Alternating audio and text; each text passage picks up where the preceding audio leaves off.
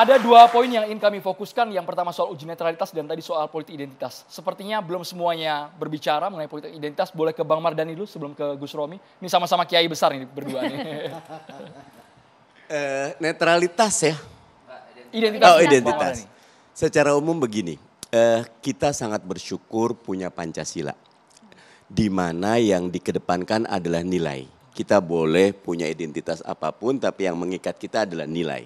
Nilai ketuhanan yang Maha Esa, nilai kemanusiaan yang adil dan beradab, nilai persatuan, nilai musyawarah, nilai keadilan sosial. Jadi monggo Bataknya Batak, Mas Denny saya Betawi ya Betawi, Cinanya Cina, semua nggak kenapa. Karena itu tetapi kita diikat dengan persatuan Pancasilanya. Saya lebih ingin kita kontestasi karya dan gagasan.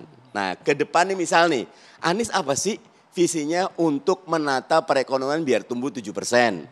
Mas Ganjar apa sih penataan reformasi birokrasi. Bagaimana sih dengan Pak Prabowo misal SDA gimana kelolanya. Nah nilai-nilai di sana ada keadilannya, ada ketuhanannya, ada persatuannya, ada musyawarahnya ditonjolkan. Jadi identitasnya put aside lah. Itu udah hulu. Saya bisa cerita bagaimana Mas Anies ketika di Pilkada DKI, saya kebetulan nyun sewu sempat jadi ketua tim.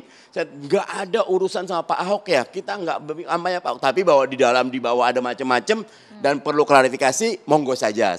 Tetapi buat saya identitas kita justru memperkaya. Identitas kita itu harus saling menambah nilai. Di titik ini PKS punya prinsip island of integrity. Pulau integritas. Enggak masalah Anda identitas apa, rasnya apa, agama apa. Selama Anda punya integritas kita bisa bersatu membangun negeri. Problem kita korupsi, problem kita munafik, problem kita adalah kemiskinan, kezaliman. Nah itu yang harus kita lawan. Karena itu harus betul-betul kita bersatu bersama dengan nilai yang kuat. Oke, Mas gitu. Eko, masih jadi makanan gak sih politik identitas ini di saat ini, Bang? Ya sebetulnya kalau semantik ya politik identitas tadi seperti sudah dijelaskan, nggak ada masalah. Yang jadi masalah itu adalah politisasi identitas. Ketika ukuran untuk mencari pemimpin semata-mata karena ukuran identitas, itu yang jadi masalah. Misalnya cari pemimpin harus seagama.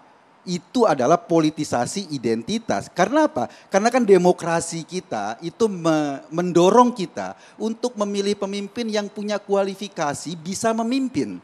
Yang punya integritas, yang punya kemampuan manajerial, yang punya konsep tentang pembangunan ke depan. Jadi ukuran-ukurannya itu bukan identitasnya. Ukuran-ukurannya adalah prestasi orang itu. Rekam jejaknya, kemampuan memimpin. Ketika diturunkan hanya karena satu agama saya pilih dia. Itu menurunkan nilai demokrasi jadi nggak berkualitas. Itu problemnya. Apalagi kalau kemudian orang yang berbeda pilihan distempel dengan kafir, dengan orang sesat dan lain-lain. Dan itu terjadi. Bahayanya Pilkada Jakarta misalnya yang memainkan politik itu secara tidak langsung itu rembesannya sampai ke bawah terus loh. Eksploitasi misalnya waktu itu Al-Maidah 51 itu rembesannya sampai ke pemilihan ketua OSIS. Anak-anak SMP nggak mau milih temennya yang berbeda agama. Bayangkan ketika itu sudah terjadi sampai pemilihan OSIS anak-anak SMP. Itu terjadi. Ini yang harus dibatasi bangsa ganda. Jangan sampai ukuran-ukuran kita itu, dan ini kan kampanye ini baik pilkada maupun pilpres itu kan diakses oleh semua orang. Ketika ini dijadikan ukuran, lalu mereka menerapkan pada skup-skup terkecil, kita sudah memecah belah bangsa ini. Kita sudah membuat bangsa ini mundur ke belakang. Itu yang terjadi di banyak sekolah. Bahkan gurunya juga kayak gitu, ikut-ikutan. Ketika ada calon ketua OSIS yang agamanya Kristen, kemudian dibatasi. Nggak boleh, karena alasan itu. Bahaya buat bangsa ini ke depan. Kalau selevel anak-anak saja sudah diajarkan memecah belah. Bukan mereka diajarkan bagaimana memilih ketua OSIS yang punya integritas, yang mampu memimpin. Itu yang mestinya harus dikedepankan. Catatan misalnya saya ingat pada saat Pak Anies jadi terpilih, dia pidato itu menggunakan kosakata pribumi.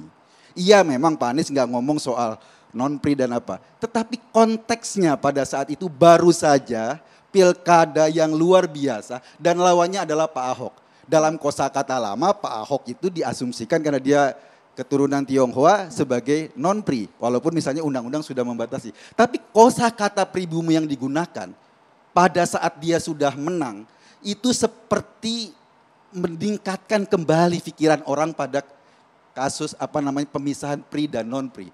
Ini yang mestinya menjadi catatan Pak Saganda. Saya melihat oke, katakanlah pada saat itu menggunakan politik identitas. Tapi ketika sudah menang harusnya dirangkul. Karena sudah terjadi itu perpecahan di level bawah, bukan malah dikuatkan dengan kosakata pribumi, gitu loh. Itu masa lalu, Mas Eko. Tapi Gus Romi, harusnya sekarang kita menggunakan kompetensi, melihat visi misi dari calon itu sendiri. Jangan melihat dari asal sukunya dari mana, agamanya apa. Itu yang harusnya publik pikirkan.